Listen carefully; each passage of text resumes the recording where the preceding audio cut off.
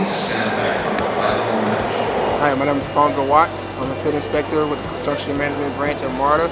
We're on the AVIS project, which is the audio-visual information system upgrade, where we're going through all stations and upgrading the PA systems and installing new electronic signs. It's going to be installed throughout all stations. Our customers knew that with our old signs, we had a lot of problem with the real-time information. We're going to be demoing the old signs that we have installed throughout the stations. We're going to take that down and pull up the high-tech new signs. With the upgrades to the PA system, you'll be able to hear better announcements. Southbound, red line train is approaching the station. And with the new electronic signs that we're installing now, you'll be able to do a lot of new things, real-time bus information, train information, and plus service alerts so you can know what's going on while you're inside the station. I love doing construction, and I love being out in the station, just working out with my hands, working with the guys on the different projects, just seeing a project go from start to finish. It's amazing.